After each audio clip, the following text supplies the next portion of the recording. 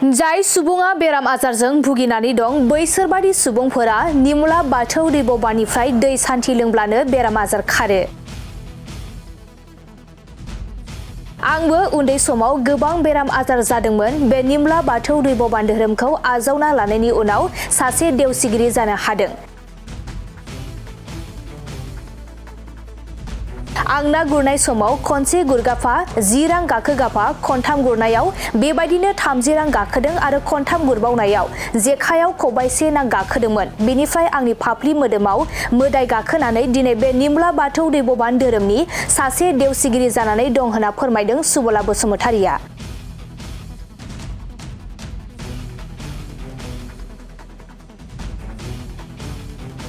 नंगौ, दिनै सापातगाव गामिनि गुरु सती जयमती नार्जारिनि मन्दिर एबा थानसालियाव गासै निमुला बाथौ दैबबान सिबियारिफोरा बिबार खेराइ फुजा होदों। सती जयमती नार्जारि बिथाङा गोबाव सम बे निमुला बाथौ दैबबान धोरोमखौ मोनखांनायनि उनाव 2020 मायथाइयाव सापातगाव गामियाव गावनि आंगो एबा गावनि नखराव निमुला बाथौ दैबबान थानसालिखौ गायसनना लानाय जादोंमोन होनना फोरमायदों।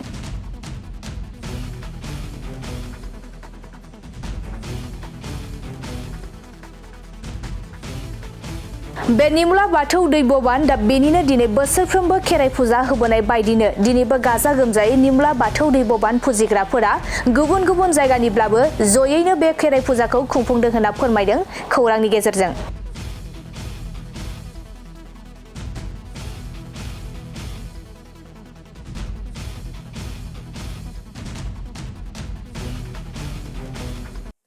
खुलुमबाय आइफोर आफाफोर, बिदा फंबाय, बिबिनानाव गथ'सारिफोर। दिनैनि जुथुमनाय फारिया मानि थाखाय? दिनै आंनि गथ'सारिखौ आखायाव लानानै दिनै बे हाबाफारिखौ मावनो थाखाय आं आखायाव लादों। रांखावरि गारनानै सारुथि गारनानै दाहार लानानै दिनै खेराइ फोरबो आफा नबराजानि जाथा थुनाय नेरसोनखौ देखायनो नागिरदों। बबेनिफ्राय फैया जाथा थुनाय धोरोमा बुरा बाथौ लोखिया शिवराजाया बबेनिफ्राय उथिया सोर सिबिजेना बेखौ आं खिथानाय जानोसै दै। दिनै इसिं अखं मोदाया बबेनिफ्राय फैया, खाम जथा बबेनिफ्राय सफैया बेखौ फोरमायनाय जानोसै दे आइफोर आफाफोर, बिदा फंबायफोर। दिनै नबराजाया जोंहा मा नेरसोन गालांबावनो राजा रानि सानलायनानै दिनै बुरा बाथौखौनो जाथा थुनानै नेरसोन गालांदिनि आं दर दरखङाव गन गंथाम बायनानै दिनै थुलुंसि गांथाम सिखा मोनथाम मोनथाम बिबार जराथाम होनानै लाइजामाव लोखिखौ सायखो दोननानै दिनै जाथा थुना गालांदों नेरसोन। बेनो दा बुरा बाथौ लोखि शिवराजा मुंदांखा निमुला बाथौ दैबबानाव गसंथादों। जोंनि हारिया बोरै देरहागोन, निमुला बाथौ बोरै जौगागोन होननानै धर्मखौ सिबिनो थाखाय आंनि आखायाव होदों दै। बिखा गेजेराव बिखा सौनानै गुलगुल गुलगुल बिखा गावनानै आं दिनै बे धोरोमखौ सिबिनांदों। खस्थ'बो गोनामाबो इसोरजों गेलेनांदों। भगबाना बाहा दं, इसोरा बाहा थायो। बेफोरखौ बिजिरनानै सल'बाथा फोरमायनो आं बाथौनि अट'खौ थ'दनाय सल'खौ बायनानै लामाबो जों बुसारनाय जेरावबो देरहानाय जाबोदों दै आइफोर आफाफोर। जोंनि हांख्रायनाय जुथुमनाय बर' हारिनि धोरोम निमुला बाथौ दैबबानाव गोथार गोसो सिबिनाया बबेजों फैया लामाबो जोंहा बोरै बुसाङा। दिनै मागोना बोराय मागोना बुरैयासो खाम जथाखौ लाबोदों। इसिं अखं मोदाय दावदैया गासिबो जांख्रिखांदों, सोमावसारदों, देरहासारदों। सल'बाथा फोरमायनाया बबेनिफ्राय सफैदों? मागोना बोराय मागोना बुरिनि सल'बाथा सफैनाया दिनै गोजौ गाहाय सोरगो मैदो बुहुम बिखायाव गिजोर खुन्दुआव गेवलां बिबाराव गेलेफैदों, फद बिबाराव ओंखारबोदों। दुखु दाहा लानानै इसोरजों गेलेनाय आं जेरैबो सोरखिबोदों, देरहाबोदों दै। निमुला बाथौ दैबबानखौ सिबिनो गोनां जादों आं। गथ'सारिखौ लानानै दिनै खेराइफोरखौ खुंनाय जाबाय दै आइफोर आफाफोर। बेजोंनो गोजोननांगोन। भगबाना जेरैबो बिजिरनानै होनांगोन, बेखेवना होनांगोन। गासिबो रांखावरि माइसे बिनाव जोसा मेब्रा मोसौमोन नारजेम नारजेम लाहे फिसा फिसौ सुखौ दोननांगोन दै। गोथार गोसो सिबिनाय जोंनि आलादना खुगाजों मानिनाय आखाइजों आजावनानै सोरगो मैदो बुहुमाव प्रिथिबियाव गासिबो मोदाय दावदैनि खोमायाव हाबहैनांगोन। खाम जथा रिंखावनाया खोनाहैनांगोन, बिखा गावनांगोन, दुखु जानांगोन, हांख्रायनाय गाबज्रिनाय नायखंख्रि हरनांगोन, आखाइ होननानै बोर सानस्रिनांगोन। जेब्लाबो जाफुंनांगोन, जेब्लाबो हारिया देरहानांगोन दै। निमुला बाथौआ जौगानानै जोंनि धोरोमा गासिबो जांख्रिखांनांगोन। दिनै जोंनि बर' हारिनि बड'लेण्ड रायजो रमान स्क्रिप्ट हांखोमा आलाय सिलाय जादों। दिनै देरहानाय लामाखौ देखायदों। दिनै जोंहा आफाया खाथिगा शिबलंग जानानै आंनो सिमां मोगथां गेलेदों, रोखा रोखा होदों। दिनै शिबलंग महरखौ लानानै आङो बुदि दामखौ लानानै खेराइसुनि मोदायखौ सिबिनानै जेरैबो देरहाबोदों जेरैबो जाफुंदों हाफुंबोदों जेरैबो आगसि आदा गियान मोनदों गोथार गोसो सिमनाय जोंनि लाइजाम बावनाय जेरैबो आगसि आदा गोसोनि खोथाखौ फोरमायनो गियान मोनदों गोथार गोसो सिमनाय लाइजाम बावजोबदों संसाराव मा जालांगोन आइफोर आफाफोर बिब' बिनानाव बिदा फंबाय बिमा फिसा गथ' गथाय गावजों गाव नांलाय खमलाय बुलाय सोलाय मा जालाङो बेखौ बुजायनो थाखाय लामा होदों गियान होदों बाइक होदों आंनि गोसोआव सोनानै सल'बाथा फोरमायनाय बाथौनि गथ'खौ थ'थ' होननाय सल'बाथा गायनानै गोथार सिबिनायखौ लाइजाम आजावदों दे बोर सानस्रिदों गोसो गोथारै सिबिनाय लाइजाम आजावनाय गुनखौ होनांगोन दे आसार खान्थि नेमखान्थि थालांबाय धोरोमा गोदोलांबाय हारिया गोमालांबाय गावजों गाव बिदा फंबाय थैलांबाय दानाय सुलाय थैनि बाना जालांबाय बर' हारिया बबेजों थांना थानो होननानै दिनै आय' निमला बाथौखौ सिबिनानै आफानावरिनि थानसालि गोथार जायगा निमला बाथौ गोथौ गेजेर लामाखौ आं सिबिनो गोनां जाबाय दे आइफोर आफाफोर जेरैबो सिबिनाय गाबज्रिनाय फालिनाय मानिनाय अराय सम अराय दिन गांहाब उखैहाब दुगै लोबै गोसो गोथारै दैसां खौसां सानफ्रामबो आलारि बाथि सावना बिबार ज'नानै दै सान्थिनानै मोनानि बुरा खथं फुंनि बर' दै सान्थि गाथै साथि सारै सारै भगबाननि गेलेनाय लामा मोजां बुस्रां जेरावबो देरहानाय गुन होदो आंनि आखायाव गथायनानै बोलो सक्ति होदों।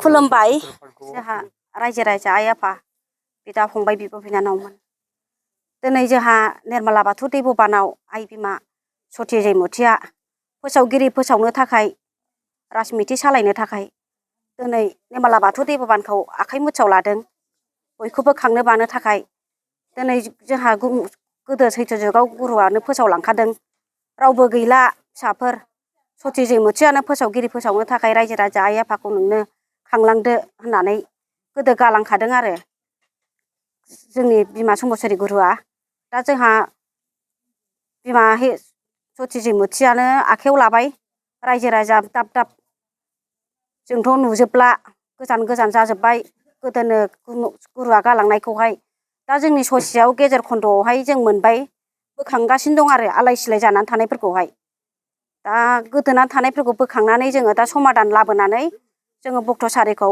जुथुमनानै जयैनो दा खेराइ फोरबोखौ खुंनाय जानोसै आरो दा जोंहा सिगाङावनो खेराइनि सिगां आफानि हम जयग' सावग्रोयो आरो आफा शिबनि बेनिफ्राय जोङो आवाथि सावखांनानै माइनाव थिखोनानै लाग्रोयो माइनाव थिखोनानै सिरिसे इसिङावनो जोङो जाहोयो आबौ आगै आफानि आसिमन अजनखौ थिखोनानै फाथालि जाहोग्रोनानै जोङो मोनाबिलियावहाय खेराइ फोरबोखौ खुंनाय जायो आरो दा जोङो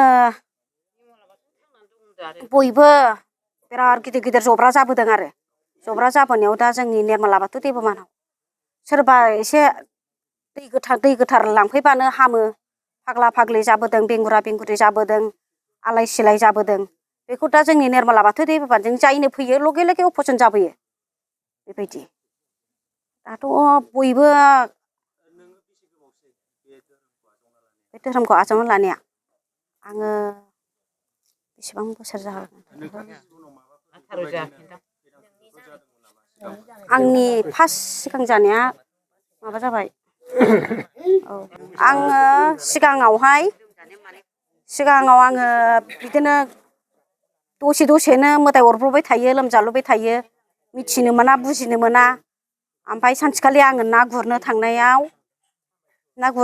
आङो खनसे गुरगाफा 10 थाखा मोनगाफा खनसे गुरगाफा 10 थाखा मोनगाफा खनथाम गुरनायजों 30 थाखा फैसा मोननायजों ओमफ्राय खनथाम गुरनायजों खबाइसे ना फैफानायजों ओमफ्राय बिनिफ्रायनो आंनावहाय बे दैयावहाय फाफ्लि फाफ्लि मोदाया फैफाबाय आरो ओमफ्राय बिनिफ्रायनो फैफानानै आङो लामा ससेनिफ्रायनो आंनावहाय नाबो लानो रोङासै जेखाइ खबाइबो लानो रोङासै आं गाबबोनाय जाबाय गाबबोनाय जानानै ओमफ्राय उनावहाय दाना मानो गाबखो बिमाफ्रा बिदिनो अबावबा हमलाबायबाय जाया गाबबोबाय होमबाबो दाना थेवब्लाबो एसे गोसोफ्रा आङो आवलुरि बावलुरि जाम्बि सियान जाबाय जाम्बि सियान जानानै आं नै बिमा गुरुनाव फैबाय बिमा गुरुनाव फैनायाव बिमा गुरुआ हारसिङै बिबो आलाय सिलाय लोमजाबाय थानाय बिदिनो मोदाया अरखानाय नालाय बिमा गुरुनाव फैनानै आं बेहायनो जांख्रिनानै थांदों आरो जांख्रिनानै थांदोंबाबो जोंहा थाखा फैसा गैया हा हु गैया बिमा बिफाया ओमफ्राय बिदिनो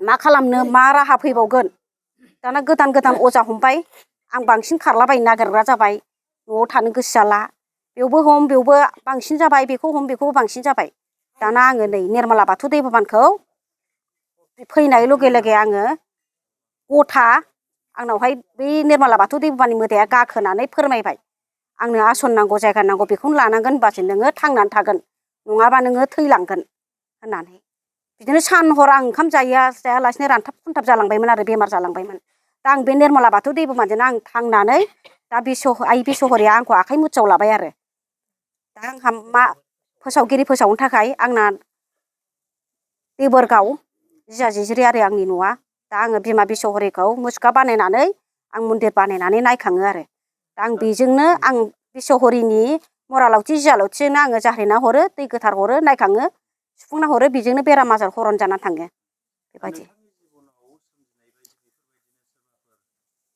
बेमार आजारजों भुगिनानै दङबा नैबे बिमा गुरुनाव फैबा हामगोन होननानै नोंथाङा फोथायनाय दं औ 100% फोथायनाय दं आंहा आं मालायखौ मा बुंनो मालाया जिखि साना खिन्थु जोंनि निर्मला बाथौ दैबोबानाव लगे लगे अपारेसन जानायखौ आं गासिबो मोनदांजोब्बाय आरो जों फाहामजोब्बायबो बाखो बाखो फाग्ला फाग्लि जानाय बेंगुरा बेंगुर जानाय खारलाबायनाय बख्राब बख्राब जानाय गासिबो जोंनि निर्मला बाथौ दैबोना 100% जों हाजासे फोसाबबोबाय हाजासे फाहामबोनो हाबाय बेबायदि गोदोसोनानै थानाय आलाय सिलायफोर दङबा बाथौ खुलुमनो रोङैफोर सिबिनो रोङैफोर थादोंबा जोंनि निर्मला बाथौ दैबोबानाव फोसाबफैनो हागोन फाहामफैनो हागोन आरो बेबायदि औ दा जोंनि बिमा गुरु गाहाया उत्तर पारगाव